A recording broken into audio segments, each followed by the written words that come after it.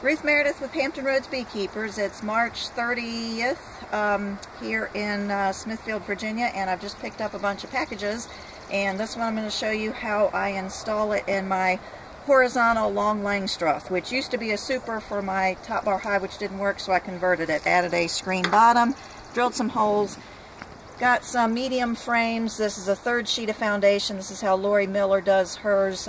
Instead of doing the strip, she does it this way, and then they draw a natural comb here.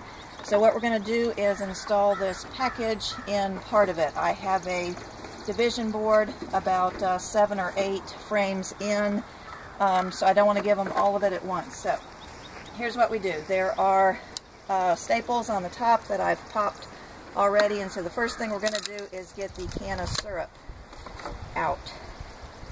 So that's where a paint tool comes in handy. This is also my hive tool for the top bar hives.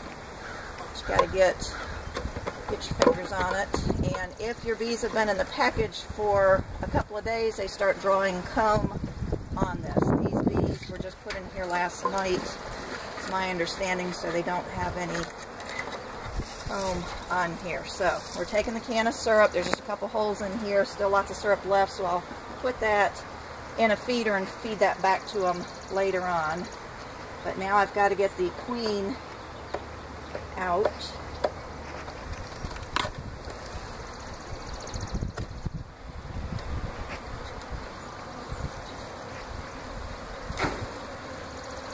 And so that's the queen there. She's marked with the red dot. That's this year's color. This is all candy in here, so I'm going to pop the cork on this end, and that exposes the candy, and then the bees are going to actually chew her out of there.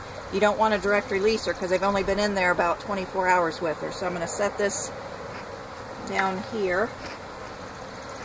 And then what I like to do with the bees is called bump and dump. Bump them all down and dump them in there.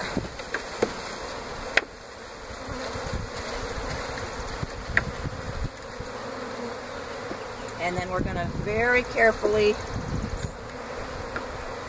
put the frames back in there. The bees move out of the way, and there's a little bit of room on the bottom so it doesn't squish them.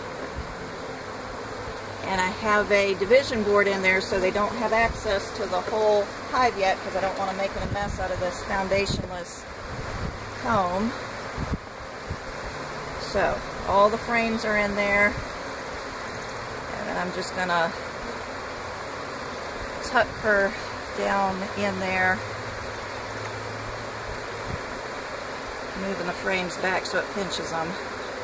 Not the bees, but pinches the cage. And the bees right now are fanning their nasing off. You can see them right there, so that's calling all those extra bees over there. I don't spray them or anything else because I don't want the smoke or the anise oil, which is what I use, to interfere with them finding their new home. So it's about 4 o'clock here, and it'll be getting dark shortly.